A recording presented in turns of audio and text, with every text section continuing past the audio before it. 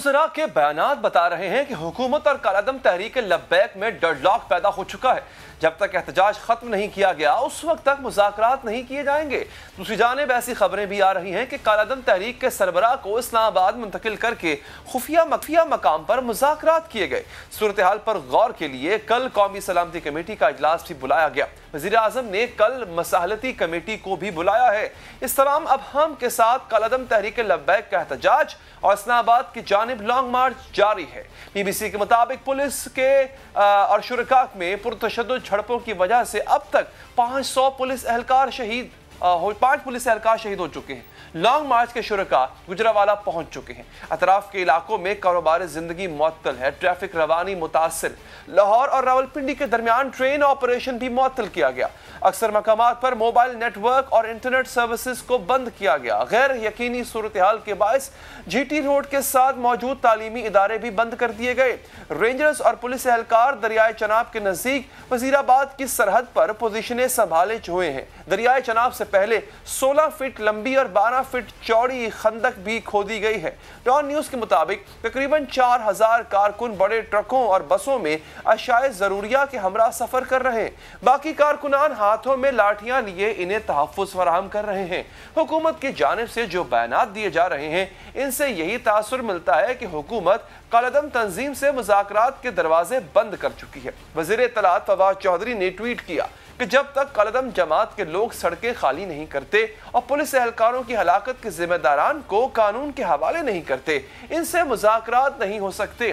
फवाद चौधरी ने यह भी कहा कि मुहिब्बे वतन लोग इस एहतजाज से खुद को लाताल्लुक करें, अपने घरों को लौट जाएं। वज़ीर आज़म के मुशीर बराए कौमी सलामती मोईद यूसुफ ने ट्वीट किया कि तमाम अफराद और गिरोह जो ये समझते हैं कि वो रियासत के रिट को चैलेंज कर सकते हैं, इसका तजुर्बा करने की कोशिश न करें। उनका यह भी कहना था कि कालादम तहरीक लब्बैक ने एक सुर्ख लकीर उबूर कर ली है और रियासत के सब्र का पैमाना लबरेज हो चुका है। मोईद यूसुफ ने कहा दहशत गर्दों से दहशत गर्दों की तरह उसका सलूक किया जाएगा और कोई रियायत नहीं बरती जाएगी।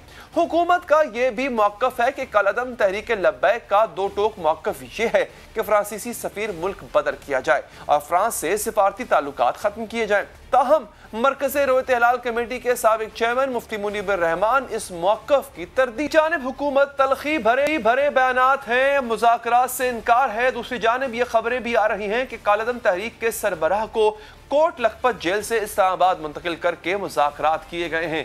इन मुज़ाकरात की क्या तफसीलात हैं ये हम जानेंगे समा के नुमाइंदा खुसूसी भट्ट से, लेकिन इससे पहले चलेंगे नुमाइंदा मोहसिन खालिद के पास जो हमें लॉन्ग मार्च की ताज़ा सूरत हाल से आगाह करेंगे। मोहसिन ये बताइए इस वक्त ये जो शुरका हैं वो कहाँ तक पहुंचे हैं, आगे मजीद कितनी रुकावटें हैं जो उनका इंतजार कर रही हैं? जी बिल्कुल, कालादम तंजीम का जो काफिला है वो इस वक्त GT रोड गुजरावाला पर जनरल बस स्टैंड के करीब जो है उसने पड़ाव किया हुआ है और जो मुजाहिरीन है इस वक्त सिटी फ्लाईओवर और जो नीचे GT रोड है उसको ब्लॉक करके बैठे हुए हैं। और मैं आपको बताता चलूँ कि कल जब वाकया हुआ सादोकी में, जब झगड़ा हुआ पुलिस और मुजाहिरीन के दरमियान, तो इस दौरान पुलिस की 7 मोबाइल वैन्स जो हैं वो छीन ली मुजाहिरीन ने। इसके अलावा जो है 2 पुलिस एहलकार जो है वो शहीद हुए, 85 जो है वो जख्मी हुए। उसके बाद पुलिस आज किसी भी जगह पर रुकावट नहीं बनी, जिसके बाद आसानी ये जो मुजाहिरीन है वो कामोकी से चले हैं और यहाँ पे पहुंचे हैं और अब यहाँ पे वो स्टे कर रहे हैं। और बताया ये गया है इनकी क़यादत की जानिब से कि कल जुमा की नमाज पढ़ने के बाद यहाँ से आगे जो है वो काफिला रवाना होगा। दूसरी जानिब मैं आपको ये भी बताता चलूँ कि मुकदमा दर्ज कर लिया गया है थाना सदर कामोकी में। SHO है फरत नवाज चट्ठा, उनकी मुद्दत में मुकदमा दर्ज किया गया जिसमें इंसदाद दहशत गर्दी, अगवा, डकैती समेत 16 दफात जो है वो लगाई गई हैं और तकरीबन जो है 16 ऐसे जो नामजद हैं जिनको नामजद किया गया है मुकदमे में, जबकि मजलिस शूरा के जो रुकन हैं उनको भी उनके खिलाफ भी मुकदमा दर्ज किया गया है। और हमारी जो बात हुई है पुलिस ज़राए से तो उनका कहना है कि वजीराबाद से पहले कोई भी नाका जो है वो आज की तरह कल भी नहीं होगा। तो अगला जो मुकाम है जहाँ पे लड़ाई का खदशा हो सकता है वो वजीराबाद चौक है, या फिर वो गुजरात टूल प्लाजा होगा जहाँ पे रेंजर्स भी तैनात की गई है और पुलिस के दस्ते भी जो है वो वहाँ पे तैनात हैं। तो हम देखना ये है कि सुबह अब जब ये काफिला قافلہ یہاں سے نکلتا ہے تو کتنی سپیڈ میں نکلتا ہے؟ کیا یہ کل وزیر آباد پہنچتے ہیں یا پھر راستے میں جو ہے وہ سٹے کرتے ہیں؟ بہت بہت شکریہ، آپ ہمیں اپڈیٹ کر رہے تھے۔ بات کرتے ہیں نعیم اشرف بٹ جو کہ نمائندہ خصوصی ہیں، ان سے ان کے پاس بڑی اہم انفارمیشن بھی تھی۔ بٹ صاحب یہ بتائیے گا مذاکرات کہاں تک پہنچے ہیں، ان میں پیش رفت کیا ہوئی ہے؟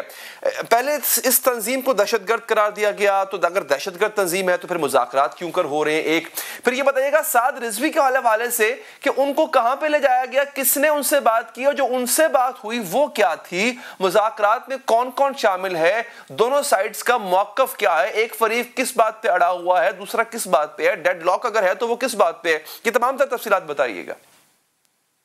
جی علی بھائی، ابھی تک پیش رفت کی اگر بات کی جائے تو پیش رفت ایک ہی ہے ابھی تک کہ پرامن آج کا دن گزرا ہے، اور جو کل ہوا ہے وہ ابھی تک نہیں ہوا، اور یہ بھی پیش رفت ہے کہ جو سعد رضوی جو ہیں وہ پچھلے 15 سے 20 گھنٹے سے وہ اسلام آباد میں ہیں، جیل سے رات کو 3 بجے انہیں لے کر جایا گیا ہے۔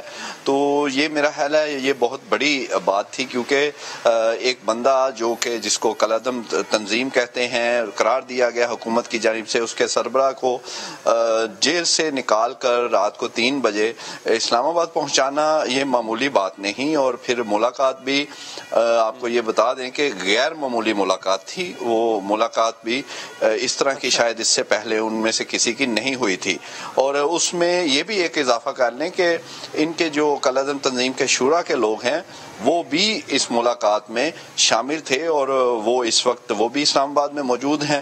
تو اس لیے ہم یہ کہہ سکتے ہیں کہ ایٹ لیسٹ ابھی تک جو ہے امن کے ساتھ آج کا دن گزرا، جو کہ کل ایسا نہیں تھا۔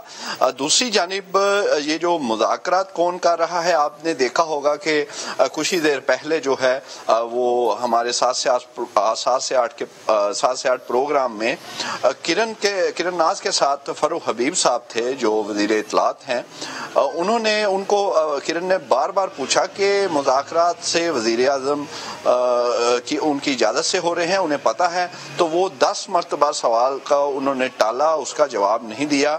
اس کا مطلب یہ ہے کہ کنفیوژن جو ہے حکومت کے اندر وہ قائم ہے، کچھ لوگ ابھی بھی ہیں جو اپنے اس بہت بہت شکریہ آپ کا بٹ صاحب، آپ نے تفصیلات سے آگاہ کیا۔ بات کریں گے، ہمارے ساتھ موجود ہوں گے وزیر مملکت پاکستان تحریک انصاف رہنما علی محمد خان صاحب۔ علی صاحب یہ بتائیے گا، یہ کنفیوژن دور کیجئے، سب سے پہلے مذاکرات ہو رہے ہیں نہیں ہو رہے، کون کر رہے ہیں؟ آپ کہتے ہیں یہ دہشت گرد ہیں، دہشت گرد ہیں تو مذاکرات کیوں ہو رہے ہیں، مذاکرات ہو رہے ہیں تو دہشت گرد کیوں ہیں؟ یہ تمام کنفیوژنز آپ کے وزراء کے بیانات نے کریٹ کیے ہیں، پلیز ان سے پردہ اٹھائیے آج۔ بہت شکریہ جی۔ بسم اللہ الرحمن الرحیم، اللہم صلی وسلم وبارک علی سیدنا محمد رسول اللہ خاتم النبیین صلی اللہ علیہ وآلہ وصحبہ وسلم۔ بڑا ہی سینسٹیو ایشو ہے۔ سب سے امپورٹنٹ بات یہ ہے کہ حکومت اس بات کی ذمہ دار ہے کہ معاملات بھی حل ہوں، بخیر و خوبی حل ہوں، لیکن خون بھی نہ بہے اور امن و امان قائم رہے، راستے بند نہ ہوں۔ تو میں تو یہی کہوں گا کہ حکومت ہر ممکن کوشش کر رہی ہے کہ جو طاقت ہے اس کو نہ استعمال کیا جائے اور کنونس کیا جائے جو ہے کالعدم جماعت کو، ان کے کارکنوں کو، ٹی ایل پی والوں کو، کہ جو بھی ان کے مطالبات ہیں، دیکھیں احتجاج کا حق تو اس ملک میں سب لوگوں کو ہے، اور ان کی جماعت نے ملک میں کوئی 25-30 لاکھ کے قریب ووٹ بھی لیے ہیں، اور اچھی ٹھیک ٹھاک ان کی پریزنس ہے، پولیٹیکلی وہ آگے بڑھ رہے تھے۔ میرے خیال میں ان کو وائلنس کی طرف نہیں جانا چاہیے۔ جو کچھ واقعات ہوئے ہیں، جو پولیس والے شہید ہوئے ہیں، دیکھیں اس ملک میں سب لوگوں کو اگر وہ کوئی فوت ہوتے ہیں اس کو ایک ایکنالجمنٹ ملتی ہے، لیکن اگر کوئی پولیس والا شہید ہوتا ہے تو اس کی اس طرح سے ایکنالجمنٹ نہیں ہوتی۔ ہم لوگوں کو اس کو ایکنالج کرنا چاہیے کہ جو ہمارے پولیس کے جوان شہید ہوئے ہیں تو یہ تو اسی ملک کے بیٹے ہیں، اور ساری محمدی ہیں، ساری غلامان رسول ہیں۔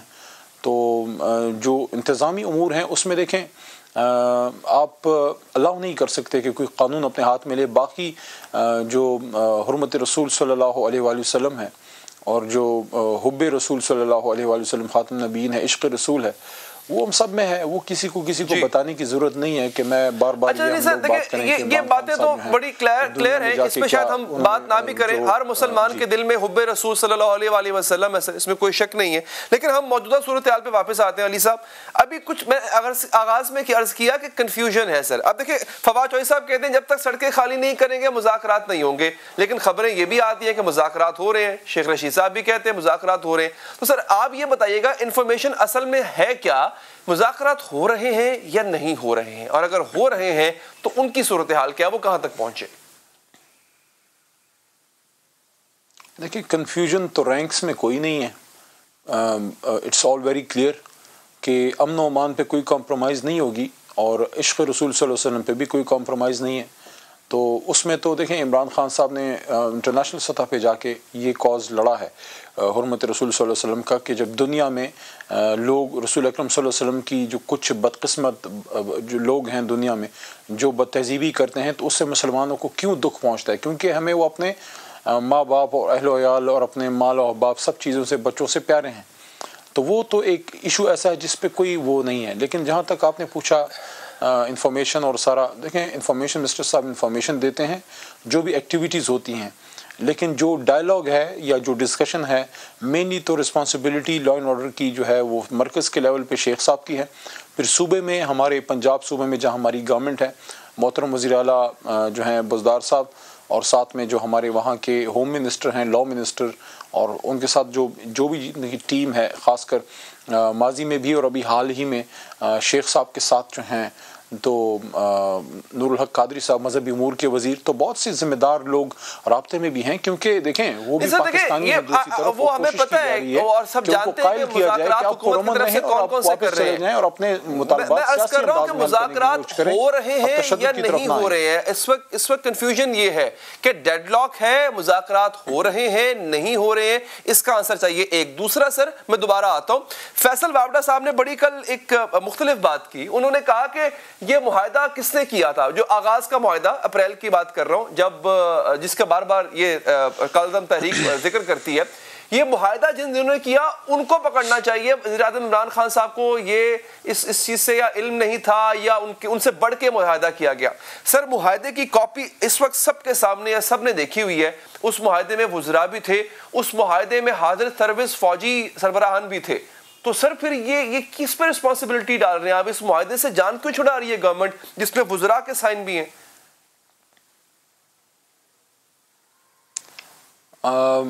میری اس پہ ایک رائے ہے کہ جو ہمارے وزراء کرام یا ممبران, جیسے اب میں ہوں, میں مذاکراتی کمیٹی میں نہیں ہوں, تو ہم لوگوں کو اس لیے زیادہ احتیاط سے بات کرنی چاہیے کہ جب آپ مذاکراتی کمیٹی میں ڈائریکٹلی نہ ہوں تو آپ کو بہت سی چیزوں کا پتہ نہیں لگتا.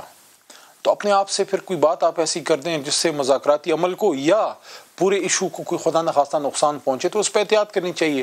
اب صرف اتنا میں کہوں گا کہ جو بھی جن ہمارے محترم وزراء کرام نے جو معاہدہ کیا تھا, جس میں محترم وزیر مذہبی امور, وزیر داخلہ صاحب, کچھ ذمہ وار افسران اداروں کے وہ تھے, تو انہوں نے ظاہر ہے ایک گو اہیڈ لیا ہوگا.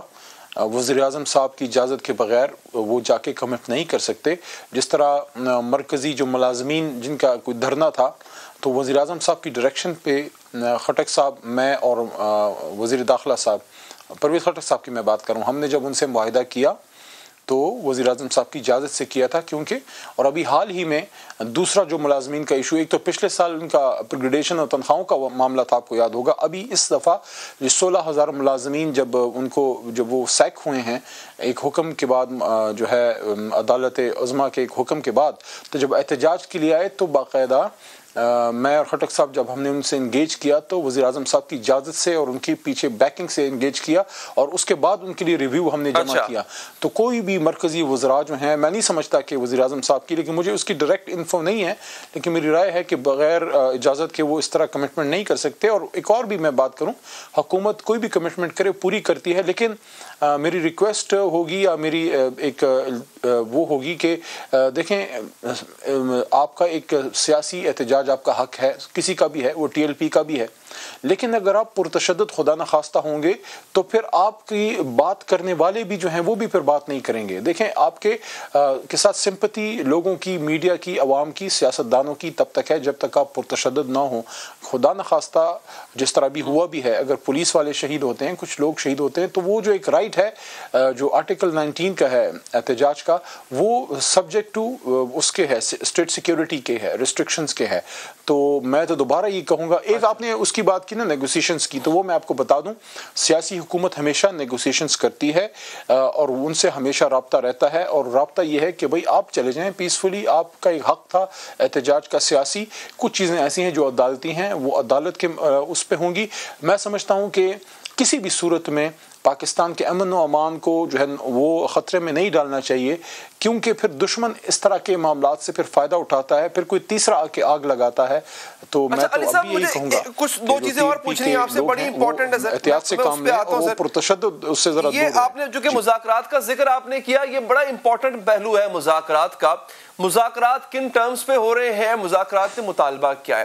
سر یہ بات بارہا کی جا رہی ہے کالعدم تحریک لبیک کی جانب سے۔ ابھی میں مفتی منیب صاحب کو سن رہا تھا جو بڑے قریب ہیں کالعدم تحریک کے، ان کی سٹیٹمنٹ، اور اس سے پہلے اولیاء مقبول جان صاحب کی کل کی سٹیٹمنٹ جو کہ گفتگو کرنے گئے بھی تھے دھرنے کے شرکاء سے، وہ بھی بہت قریب ہیں ان کے۔ دونوں کا یہ کہنا ہے کہ کالعدم تحریک لبیک کا یہ مطالبہ ہے ہی نہیں کہ آپ سفیر کو نکالیں، سر دست وہ یہ مطالبہ نہیں کر رہے ہیں۔ تو گورنمنٹ کیوں بار بار یہ کہہ رہی ہے کہ جی یہ مطالبہ کیا جا رہا ہے جو کہ ہم مان نہیں سکتے؟ وہ مطالبہ کر رہے ہیں سعد رضوی کی رہائی کا۔ تو یہ بھی ایک کنفیوژن ہے، میں چاہوں گا ذرا گورنمنٹ اس کو بھی دور کرے۔ وہ یہ کہتے ہیں ہم یہ مطالبہ سفیر والا کر ہی نہیں رہے ہیں فی الحال۔ ہاں یہ اہم بات سامنے آئی ہے، اگر وہ یہ مطالبہ نہیں کر رہے تو یہ اہم ڈیولپمنٹ ہے۔ لیکن میں دوبارہ یہ کہوں گا کہ جو ہماری مذاکراتی ٹیم پنجاب میں جو ہمارے وزرائے کرام یا جو رہنما، حکومتی رہنما جو ان سے رابطے میں ہیں، یا جو ہماری مرکز میں جو بھی رابطہ ہے قادری صاحب کا اور وزیر داخلہ صاحب کا، تو ان کے بھی نالج میں یہ بات لازماً ہوگی۔ اگر وہ یہ مطالبہ نہیں کر رہے تو یہ ایک ڈیولپمنٹ ایسی ہے کہ اب بات آگے جا سکتی ہے۔ میں دوبارہ یہ کہوں گا کہ چونکہ جو لوگ بشمول میرے جو مذاکراتی ٹیم میں نہیں ہیں، ان کو اپنے سٹیٹمنٹس میں بہت احتیاط کرنی چاہیے، تاکہ وزیر اعظم صاحب، وزیر داخلہ صاحب اور جو ان کے ساتھ وزارت مذہبی امور کے وزیر ہیں محترم قادری صاحب، آپ کافی محتاط ہیں آج، میں تو ان کو ایک موقع مل سکے معاملات کو سلجھانے کا۔ جی جی جی جی وہ اندازہ ہو رہا ہے مجھے علی صاحب، آپ گفتگو کے انداز سے، آپ کا بڑے انرجیٹک گفتگو کرتے ہیں، لیکن آج آپ کی گفتگو سے اندازہ ہو رہا ہے مجھے کہ آپ بڑے محتاط انداز میں بات کر رہے ہیں۔ اچھا سر یہ بتائیے گا خان صاحب کہ یہ کب پتہ چلا آپ کو کہ اس کالعدم جماعت کو بھارتی فنڈنگ بھی ہوتی ہے؟ کیونکہ اس سے پہلے جب 2017 میں احتجاج کرنے نکلی تھی یہ کالعدم جماعت، تو آپ کے ابھی جو کچھ وزراء جو آپ کی کابینہ میں بیٹھے ہوئے ہیں وہ جایا کرتے تھے، دھرنے میں جایا کرتے تھے، اور پھر دھرنے میں جا کے جو ہے وہ نعرے بھی لگایا کرتے تھے ان کے ساتھ مل کے، اور پھر آپ نے معاہدہ بھی ان کے ساتھ کیا۔ تو یہ جو فنڈنگ کا پتہ آپ کو ان کے ساتھ معاہدے سے پہلے کا پتہ تھا کہ ان کو بھارتی فنڈنگ ہوتی ہے، یا پھر بعد میں پتہ چلا کہ یہ تو بھارتی ماں پہ کام کر رہے ہیں جو کر رہے ہیں؟ نہیں، فنڈنگ کے حوالے سے میرے پاس کوئی انفارمیشن نہیں ہے، کیونکہ یہ بڑی ایک اہم بات ہے اگر ایسا کچھ ہے۔ میں تو صرف یہ کہوں گا کہ حکومت نے ہمیشہ یہ بات کی ہے کہ آپ احتجاج کریں، آپ کا رائٹ ہے، پیسفل احتجاج سب کا رائٹ ہے، لیکن جب اب قانون کوئی ہاتھ میں لیتا ہے اور جب راستے بند ہوتے ہیں اور جب پولیس پہ خدا نخواستہ حملے ہوتے ہیں، دیکھیں اس میں یہ بھی امکان ہوتا ہے کہ کوئی تیسرا فیکٹر آ کے نقصان پہنچائے۔ تو کبھی ایسے حالات پیدا کیوں ہوتے ہیں یا ہم کیوں کرتے ہیں جس میں کوئی تیسرا آ کے پھر کسی کو بھی بدنام کر سکتا ہے؟ تو ایسے حالات میں جب پولیس والوں کی شہادتیں ہو جاتی ہیں تو آپ مجھے بتائیں حکومت کے پاس پھر راستہ کیا بچ جاتا ہے؟ یہ میں سمجھتا ہوں بڑی ریسٹرینٹ بھی دکھائی حکومت نے اور مزید بھی دکھائے گی، لیکن اگر وہاں سے خدا نخواستہ قانون کو ہاتھ میں لیا جاتا ہے تو پھر آپ نے ریاستی اداروں کی، اپنے املاک کی، اپنے روڈز کی، اپنے اہلکاروں کی، ان کی تو آپ نے حفاظت کرنی ہے۔ جی آج مجھے اندازہ ہے احتیاط بڑی ضروری ہے، لیکن آج مجھے محسوس ہو رہا ہے، پلیز اس کو غلط مت سمجھیے گا، لیکن آج ایویسو ہیں آپ کوسچنز پہ، جو ڈائریکٹ کوسچنز ہیں ان سے ڈائریکٹ آنسر سے آپ ایویسو نظر آ رہے ہیں. لیکن اگر فرض کیجئے میں اگر یہی بات یہاں پہ نواز شریف کی کر لوں، ابھی شروع کر دوں، تو آپ سمیت کسی بھی پی ٹی آئی کے رکن کو نواز شریف کے جائیداد، اس کی فنڈنگ کا ایچی بیچی پتا ہوگی سر. لیکن یہ ایک ایسی بات جو کہ بارہا پی آئی ڈی کے پلیٹ فارم سے، ان کی پریس کانفرنس سے دہرائی گئی سر، ان کو دہرائی گئی. بھارتی فنڈنگ کی بات ایک دفعہ نہیں، کوئی 10 دفعہ دہرائی گئی ہے گورنمنٹ کے وزراء کی اور وزارت اطلاعات کی طرف سے. تو اس کے حوالے سے پھر عوام کو بتایا جائے کہ فنڈنگ ان کو کون کرتا ہے، یہ کیوں کر رہے ہیں سب کچھ، اور کب حکومت کو پتا چلا کہ ان کو بھارتی فنڈنگ ہو رہی ہے. دیکھیں میں اس لیے احتیاط سے بات کر رہا ہوں کہ اس وقت ٹی ایل پی والے روڈز پہ ہیں اور پولیس والے روڈز پہ ہیں. آپ کا جی ٹی روڈ جو ہے وہ اس وقت ٹریفک کے لیے بند ہے اور رینجرز جو ہیں وہ تعینات کر دی گئی ہیں. ایسے حالات میں جب پاکستانیوں کی زندگی دونوں طرف پاکستانی ہیں وہ ایٹ رسک ہوں تو کیا احتیاط نہیں کرنی چاہیے؟ سیاسی بات تو دیکھیں میاں صاحب سے ہماری ذاتی لڑائی نہیں ہے، لیکن سیاسی بات جو آپ کر رہے ہیں فواد چودھری صاحب کیوں نہیں کرتے؟ اس کا تو ڈائریکٹلی جانوں پہ اس طرح امپیکٹ نہیں پڑتا. دیکھیں میں یہ سمجھتا ہوں، میں دوبارہ یہ بات کروں گا کہ حکومت جو ہے وہ ایکسٹریم صبر کا مظاہرہ کر رہی ہے اور کرے گی بھی، لیکن جی نہیں سب کر رہے ہیں. دیکھیں جو ہماری سینئر لیڈرشپ ہے، کوئی آپ نے کوئی ایسی بات نہیں سنی ہوگی، اور سب یہ بات کر رہے ہیں کہ پاکستان کے امن و امان کا خیال رکھا جانا چاہیے. اور ان کو بار بار میں سمجھتا ہوں انفارمیشن منسٹر صاحب نے بھی ان کو یہ بات کی ہے کہ آپ جو ہے پرتشدد نہ ہوں اور آپ جو ہیں وہ واپس چلے جائیں، اور ان سے یہی نیگوسیشن چل رہی ہے. بہت سے لوگ اس میں اپنا رول بھی ادا کر رہے ہوں گے، اور کل نیشنل سیکیورٹی کی میٹنگ ہے جس کو محترم وزیر اعظم صاحب چیئر کریں گے. تمام ذمہ دار لوگ اس میں ہوں گے اور ہم امید رکھ سکتے ہیں انشاءاللہ کہ بہتری کی طرف جائیں گے. اللہ تعالیٰ کرم کرے گا، یہ مسئلہ اللہ کے کرم سے حل ہوگا. وہ جو ہم آئے ہیں ٹی ایل پی کے وہ بھی کوئی اور نہیں ہے، پاکستانی ہیں، لیکن اس سے ریکویسٹ حکومت کی یہ ہے کہ آپ پرامن رہیں، آپ پرتشدد نہ رہیں. جو آپ دیکھیں جو بنیادی مطالبہ ہے اس پہ تو عمران خان صاحب سب سے پہلے دنیا میں جا کے بات کر چکے ہیں، فرانس کے صدر کو ایڈریس کر کے دنیا کو ایڈریس کیا، انگیج کیا ہے. کبھی پاکستان کی تاریخ میں کوئی وزیر اعظم آیا ہے جس نے دنیا کو ایڈریس کیا ہے کہ حرمت رسول صلی اللہ علیہ وسلم کیا ہے اور ختم نبوت کیا ہے؟ اور جب کوئی حضور صلی اللہ علیہ وآلہ وسلم خاتم نبیین کی ان کی شان میں خدا نخواستہ گستاخی کرتا ہے تو صرف پاکستان نہیں دنیا کے امن کو وہ خطرے میں ڈالتا ہے، کیونکہ 1.5 ارب مسلمانوں کو اپنے دل و جان سے عزیز ہیں. تو اس سے زیادہ جو ہے اس سے زیادہ اس کاز کی وکالت مجھے کسی وزیر اعظم نے کی ہو تو مجھے بتا دیں. مذاکراتی ٹیم کو تبدیل کر کے اس میں آپ کو شامل کیا جائے. مفاہمت کی بات سب سے زیادہ اب تک میں نے جتنے وزراء کو سنا ہے سب سے زیادہ مفاہمت کی بات آپ کر رہے ہیں، کوئی نہیں کر رہا. علی صاحب جتنی میں نے آپ کو باتیں بتائی ہیں کہ جی فلاں بیان بھی آیا فلاں بیان بھی آیا، سر یہ تمام بیانات آپ کے وزراء کی طرف سے ہیں. دہشت گردی والی بات وزراء کی طرف سے آئی، بھارتی فنڈنگ والی بات آپ کی وزارت اطلاعات کی طرف سے آئی، اور میں وزارت اطلاعات کا جو موقف ہے اس کو میں حکومتی موقف سمجھوں گا کیونکہ وہ ایک آفیشیل پریس کانفرنس ہو رہی ہوتی ہے. تو سر یہ تمام بیانات جس کے اندر جس کا میں نے ذکر کیا یہ تو آفیشیلی لانچ کیے جا رہے ہیں گورنمنٹ کی طرف سے. تو میں وہی کلیئرٹی چاہ رہا ہوں کہ اس میں پھر ہمیں کلیئرٹی مل جائے، کوئی آپ جیسا شخص آئے دھیمے مزاج کا آدمی جو کہ مفاہمت کی بات کرے، وہ معاملے کو سلجھا دے. دیکھیں ہمارے پاس سینئر قیادت موجود ہے، تجربہ کار لوگ موجود ہیں اور وہ اس میں اپنا رول بھی ادا کر رہے ہیں. اور ماضی میں بھی ایسے معاملات آئے، ہماری حکومت کے سٹارٹ میں بھی آئے، اس کو بھی جو ہے سلجھایا گیا. ہمارے مذہبی امور کے وزیر نور الحق قادری صاحب پیر صاحب جو ہیں، پرویز خٹک صاحب ہیں، اسد عمر صاحب ہیں، شاہ محمود قریشی صاحب ہیں، سب اپنا رول اس میں ادا کریں گے. میں قوم کو بھی یہ اعتماد بھی دلانا چاہتا ہوں کہ انشاءاللہ آپ کی حکومت بھرپور کوشش کرے گی کہ امن سے یہ مسئلہ جو ہے وہ حل ہو اور اس کا کوئی سیاسی حل نکلے، اس کا کوئی ایسا حل نکلے جس پہ بعد میں کسی کو پشیمانی نہ ہو. کیونکہ خون کا ایک قطرہ بھی اگر گرتا ہے کسی بھی طرف سے گرتا ہے وہ قطرہ پاکستانی خون کا قطرہ ہے جو کبھی بھی ہم نہیں چاہتے. وزیر اعظم پاکستان جو ہیں وہ ہمیشہ اس بات کے دائی رہے ہیں کہ آپ کو احتجاج کا حق ہے. وہ خود ہمیں ہمیشہ بات کرتے تھے اور اب بھی کرتے ہیں کہ اگر کوئی ناانصافی ہوتی آپ احتجاج کریں لیکن پرامن رہیں. ٹھیک ہے علی صاحب، بہت بہت شکریہ آپ کا، اپنے وقت دیا. ایک وقفہ لیں گے ناظرین. تحریک انصاف پہ فورن فنڈنگ کا کیس ہے، لیکن تحریک انصاف نے الٹا سوال پوچھ لیا نون لیگ سے کہ بھیا آپ کے پاس پیسے کہاں سے آئے. ہم بھی پوچھیں گے نون لیگ کے رہنما سے کہ آپ کے پاس جو پیسے آئے اس کی منی ٹریل اب کب دیں گے. وقفے کے بعد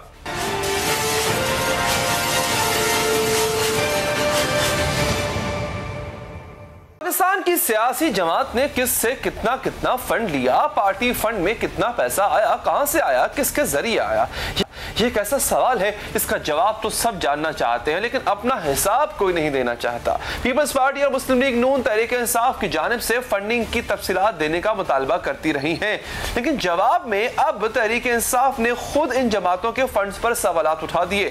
یہ الزام لگایا جا رہا ہے کہ مسلم لیگ نون اور پیپلز پارٹی نے الیکشن کمیشن کو اپنے تمام بینک اکاؤنٹس کی تفصیلات فراہم نہیں کی۔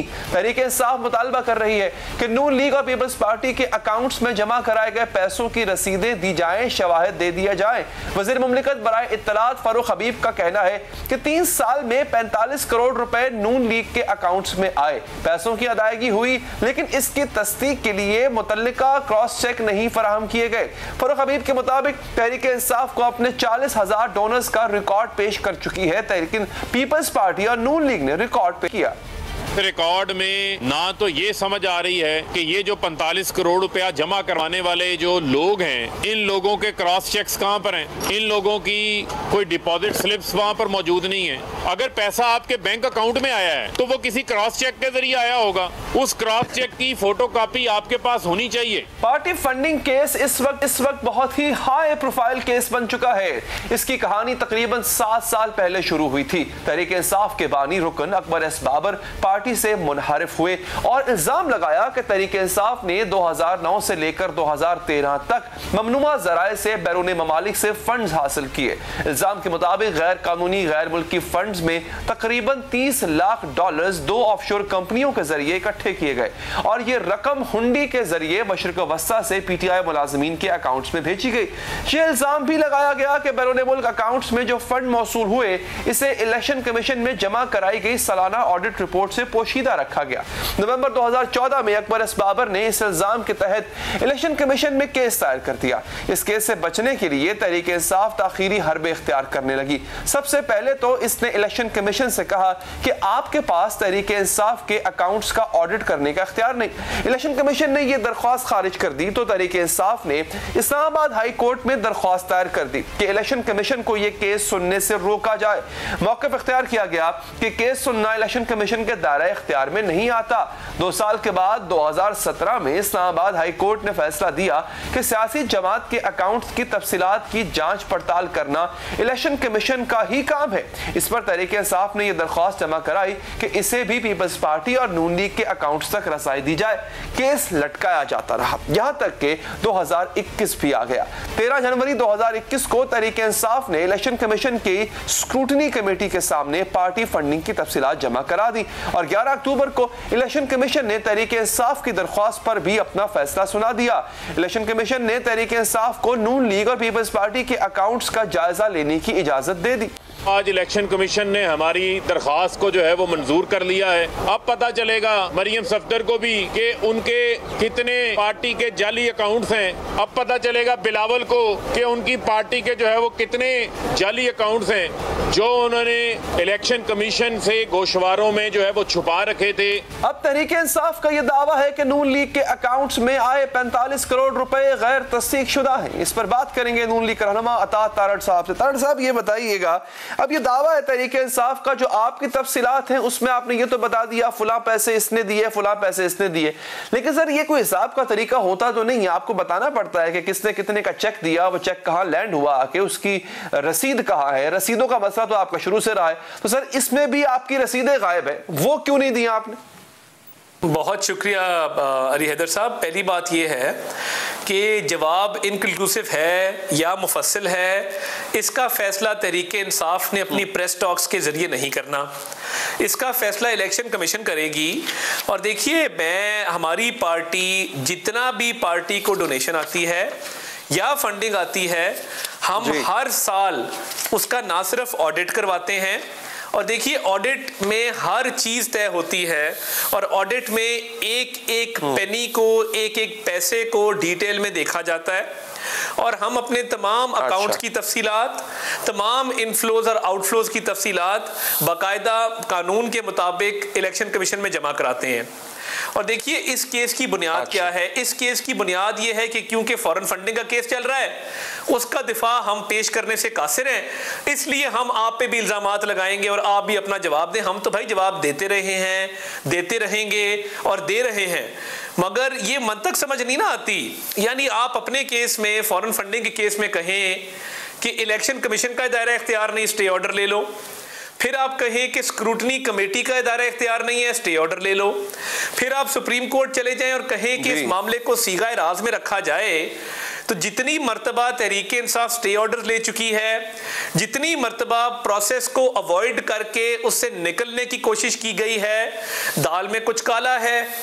اور دیکھیے ہماری تو فورن فنڈنگ نہ ہونے کے برابر ہے, اور وہ بھی ہے تو آئیڈینٹیفائڈ انڈیویجولز ہیں, پاکستانی شہری ہیں, پارٹی سے ان کا کوئی نہ کوئی تعلق ہے. وہ ساری تفصیلات اس دفتر جہاں میں بیٹھا ہوں یہاں بھی موجود ہیں اور الیکشن کمیشن میں بھی جمع کرا چکے ہیں. مگر غیر ملکیوں سے فنڈنگ لینا اور ایسے ممالک سے فنڈنگ لینا جن کے کلیئرٹی دیجیے گا. آپ نے فرمایا کہ آڈٹ رپورٹ, آڈٹ آپ کرواتے ہیں اس کا, تو یہ تمام آڈٹ رپورٹس کیا نتھی کی گئی اس جواب میں جو آپ نے الیکشن کمیشن میں جمع کروایا ہے؟ کیونکہ کہا یہ جا رہا ہے اور یہ الزام آپ پہ یہی ہے کہ آپ نے صرف انڈیویجولز کو آئیڈینٹیفائی کیا ہے کہ جہاں جہاں سے جتنی رقم آتی ہے اس کا پروف جو ہوتا ہے, مطلب بینک ٹرانسفر ہوتا ہے, جو بھی اس کا پروف ہوتا ہے وہ جمع نہیں کروایا گیا. اور ایک اور بات چھوٹی سی سر, دیکھیں سر, تحریک انصاف جو بھی کہے آپ کو وہ اس کی پولیٹیکل مالش تو لے سکتی ہے, لیکن اس کا ان کے اپنے کیس پہ اثر نہیں پڑے گا, کیونکہ اس کا جواب تو انہوں نے دینا ہی دینا. نہیں دیکھیے, وہ اپنے کیس سے بھاگنے کے لیے اب یہ آئی واش ہے. وہ چاہتے ہیں کہ توجہ اس طرف مبذول کروائی جائے, وہاں سے ہٹائی جائے, جو کہ ہم ہونے نہیں دیں گے. اور اس میں دیکھیے جو آپ نے بات کی, میں دوبارہ ریپیٹ کرتا ہوں کہ ہم ہر سال قانون کے مطابق آڈیٹڈ اپنی جو آڈٹ کروا کے باقاعدہ ایک پروفیشنل چارٹرڈ اکاؤنٹنٹ کو ہائر کر کے, آڈیٹنگ فرم کو ہائر کر کے ہم باقاعدہ ہر سال اپنے اکاؤنٹس کی تمام انفلوز آؤٹ فلوز تفصیلات جمع کراتے ہیں. ہم نے ان کو ری ٹریٹ اس لیے کیا ہے اپنے موقف میں اور اپنی اس ایپلیکیشن میں کہ وہ الیکشن کمیشن کے پاس ریکارڈ آلریڈی موجود ہے. کوئی چیز ایسی ہے جو نہ موجود ہے تو ہم دیندار ہیں اور ہم جواب دہ ہیں. مگر یہ میں سمجھتا ہوں بڑا ہی سمپلسٹک ویو ہے اور میں سمجھتا ہوں ان کی بڑے سادہ ہیں فضول میں.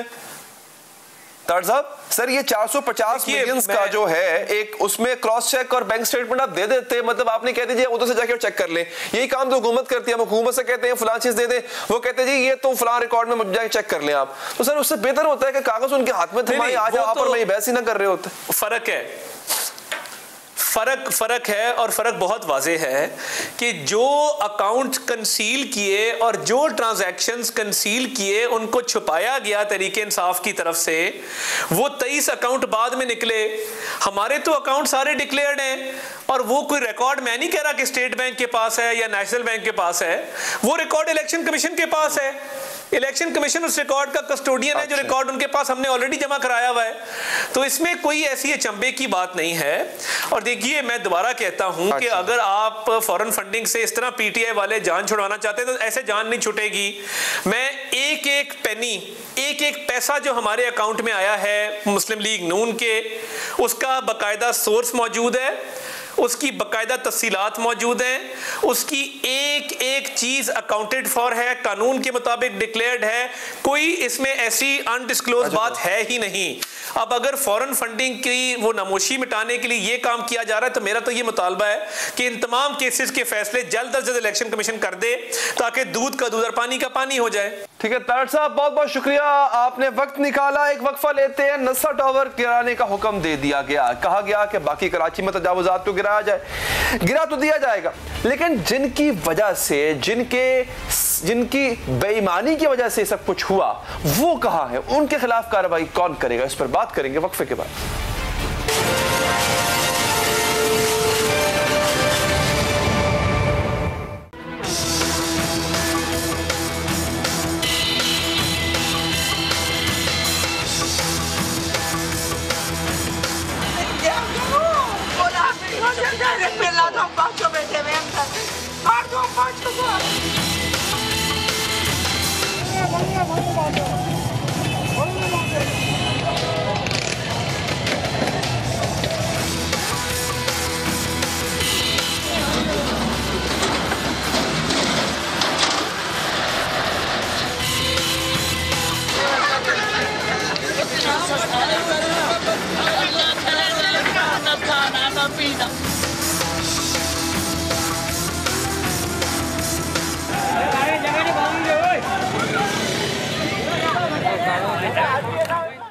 میں نسلا ٹاور کے خلاف سپریم کورٹ کے فیصلے کی گونج ابھی برقرار تھی کہ سپریم کورٹ کا نیا فیصلہ آ گیا جس پر عمل درآمد کے کراچی میں بھونچال آ سکتا ہے۔ سپریم کورٹ آف پاکستان کی کراچی رجسٹری نے غیر قانونی تجاوزات کیس کا تحریری فیصلہ جاری کیا۔ فیصلے کے مطابق اب گلی محلوں میں قائم تجاوزات گرانے کی باری آ گئی ہے۔ عدالت عظمیٰ نے تحریری فیصلے کے ذریعے حکم دیا ایڈمنسٹریٹرز ڈی ایم سیز گلی محلوں فٹ پاتھ اور سڑکوں سے تجاوزات ختم کریں۔ تحریری فیصلے میں سپریم کورٹ نے ہدایت کی کہ کراچی کی تمام ڈی ایم سیز کے ایڈمنسٹریٹرز ذاتی حیثیت میں عدالت میں پیش ہوں۔ سپریم کورٹ نے تحریری فیصلے میں لکھا گلی محلوں سڑکوں اور فٹ پاتھ پر قبضے سے متعلق رپورٹ عدالت میں پیش کی جائے۔ تحریری فیصلے میں مزید ہدایت کی گئی ہے کہ بتایا جائے کہ ہر حدود میں تجاوزات کے خاتمے سے متعلق کیا پیش رفت ہوئی۔ اس کے علاوہ آج سپریم کورٹ میں ہونے والی سماعت میں تیجوری ہائٹس کو غیر قانونی قرار دیتے ہوئے سپریم کورٹ نے عمارت گرانے سے متعلق وکیل سے جواب طلب کرتے ہوئے کہا کل تک کلائنٹ سے پوچھ کر بتائیں خود گرائیں گے یا حکم دے۔ وکیل مالک تیجوری ہائٹس نے کہا ابھی پوری بلڈنگ بنی نہیں ہے، جس پر چیف جسٹس نے کہا وہ بھی سٹرکچر ہے جو ڈیٹونیٹر سے گرانے کا حکم دیں گے۔ بعد ازاں عدالت نے مزید سماعت 29 اکتوبر تک ملتوی کر دی۔ ناظرین، کراچی میں پارکوں پر قبضہ ہے، مارکیٹوں پر قبضہ ہے، فٹ پاتھوں پر قبضہ ہے، نالوں پر قبضہ، کراچی کے ہر گلی کوچے و بازار پر قبضہ ہے یا ناجائز تجاوزات قائم ہیں۔ کراچی کی سیاسی جماعتیں کراچی میں ہونے والی اس کھلی غنڈہ گردی کا ذمہ داری ایک دوسرے پر سونپتی آ رہی۔ غالباً 2006 یا 7 کی بات ہوگی، وہاں ایم کیو نے قبضہ کروایا، واٹر بورڈ کی زمین تھی ٹی پی 2 پہ، لیکن اللیگل تھا، ٹریٹمنٹ پلانٹ کی زمین پہ قبضہ ہو نہیں سکتا تھا، الاٹمنٹ ہو نہیں سکتی تھی، لیکن کیا ایک زمین خالی تھی وہاں اٹھا کے 2000 گھر بنوا دیے۔ اب ان 2000 گھروں کو اٹھانا آسان کام ہے کوئی کسی کے لیے؟ انہیں تو یہ چاہیے تھا جنہوں نے اجازت دی آپ سب سے پہلے ان کو گرفتار کرتے۔ آپ کے احکامات سے دھوکہ دینے والوں کو نقصان نہیں ہو رہا، دھوکہ کھانے والوں کو نقصان۔ کیا اب آج کے سپریم کورٹ کے فیصلے پر کیا عمل درآمد کیا جا سکتا ہے؟ کیونکہ اس سے پہلے سپریم کورٹ کے احکامات پر تجاوزات گرانے سے متعلق سندھ حکومت وزراء کی جانب سے انکار سامنے آیا۔ کراچی میں تجاوزات اور غیر قانونی قبضے کے خلاف کئی برسوں سے معاملات عدالتوں میں چل رہے ہیں۔ ایسی ہی سماعت کے دوران کراچی کے سابق ناظم نعمت اللہ خان کے وکیل نے عدالت میں تصاویر اور دستاویزات جمع کراتے ہوئے موقف اختیار کیا تھا۔ کراچی کے 226 پارکوں پر تجاوزات قائم ہیں۔ جسٹس گلزار احمد نے 2019 میں سماعت کے دوران ریمارکس کیے تھے کہ 70% کراچی میں تعمیرات غیر قانونی ہیں۔ ایئروائے پر شائع شدہ مختلف محکموں کی رپورٹ کے مطابق کراچی میں نالوں پر قائم تجاوزات میں ہوش ربا اعداد و شمار سامنے آئے تھے۔ متعلقہ محکموں کی رپورٹ کے مطابق کراچی کے 27 نالوں پر تجاوزات قائم، 27 نالوں پر کہیں 5 تو کہیں 80% تک تجاوزات ہیں۔ شیرشاہ نالے پر لیاری ندی سے اردو بازار تک 80% تجاوزات، جبکہ یونیورسٹی روڈ پر سونگل نالے پر 70% تجاوزات قائم ہیں۔ اور چور لائن سے مائی کلاچی تک سٹی نالے پر 70% تجاوزات ہیں۔ نیو کراچی کے نالوں پر 60% اور 30% تجاوزات موجود ہیں۔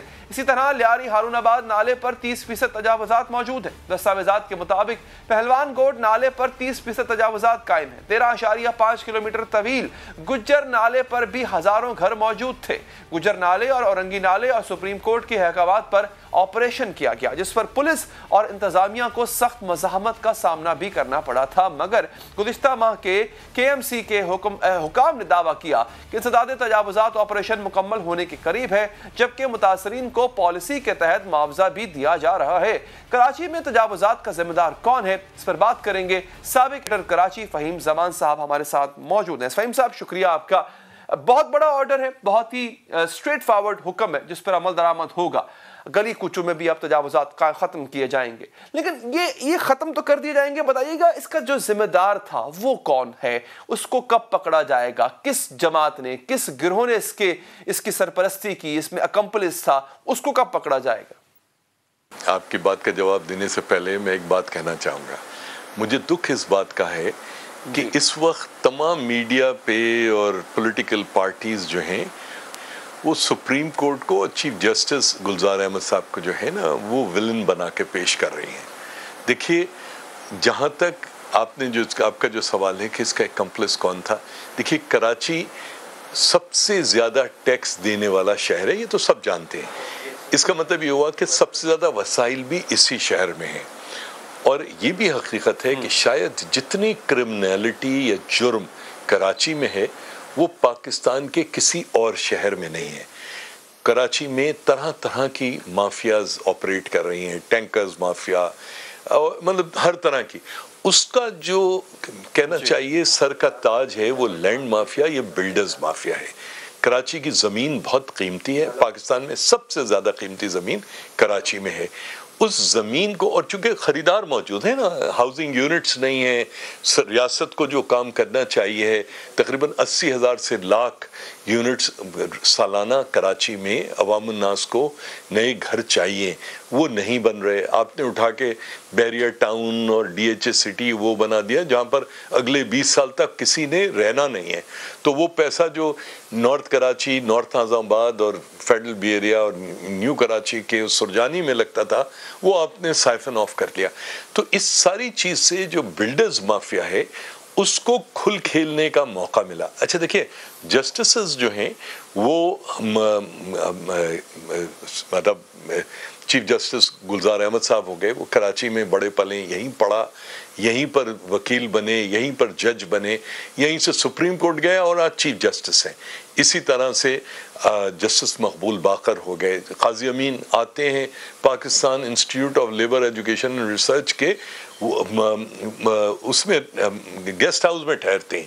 ٹھیک ہے، تو جو ججز ہیں ان کو کراچی میں ان سائڈ آؤٹ چیزوں کو پتہ ہے. دیکھیے کراچی میں جب آپ لینڈ مافیا کی بات کرتے ہو، بلڈرز مافیا کی بات کرتے ہو، اس کا مطلب یہ نہیں ہوتا کوئی ایک بلڈر ہے جس نے اپنی مافیا بنائی ہوئی ہے. مافیا کا مطلب ہوتا ہے خاندان، ایکسٹینڈڈ فیملی. مافیا کے جو بلڈرز مافیا، لینڈ مافیا ہے کراچی میں، اس کے اندر ریاست کے تمام تر، چاہے وہ بلڈنگ کنٹرول ہو، چاہے وہ پولیس ہو، چاہے کمشنر ڈی سی ہوں، چاہے ایڈمنسٹریشن ہو، جہاں سے اس کا کاغذ گزرنا ہے اس سب کو بھتہ اور حصہ ملتا ہے. آج اس وقت we have a very good chief minister. میں اس وجہ سے نہیں کہہ رہا کہ مراد علی شاہ صاحب جو ہیں چیف منسٹر ہیں، میں نے ان کے والد عبداللہ شاہ کے ساتھ کام کیا ہے، ویری گڈ چیف منسٹر ہے. مگر ان کے آس پاس جتنی چیزیں ہو رہی ہیں، اور مجھے نہیں معلوم کہ اب ان کا اپنا کیا رول ہے، وہ سارے کے سارے اس ایکٹیویٹی میں شامل ہیں. ٹھیک ہے نا؟ تو جب یہ شامل ہیں، اچھا مجھ جیسا آدمی جسٹس گلزار جیسا آدمی کیا سمجھوں سر؟ دیکھیں اس میں اب یہ دیکھوں کہ بیوروکریسی جس کے ذمہ تھا، جس میں ڈیفینیٹلی پولیس کا بھی ایک ڈپارٹمنٹ آتا ہے، پھر مینجمنٹ کا جو سندھ بلڈنگ کنٹرول اتھارٹی ہے، اور جب آپ نے کہا کہ مراد علی شاہ اور ان کے ارد گرد کی جو یوں کہہ لیں کہ لوگ ہیں، اس کا مطلب ہے سر کہ معاملہ تو بڑا اوپر تک خراب ہے. نہیں دیکھیے، let me rephrase what I said. Police میں نسلہ ٹاور یا تجوری ٹاور میں پولیس انوالو نہیں ہے.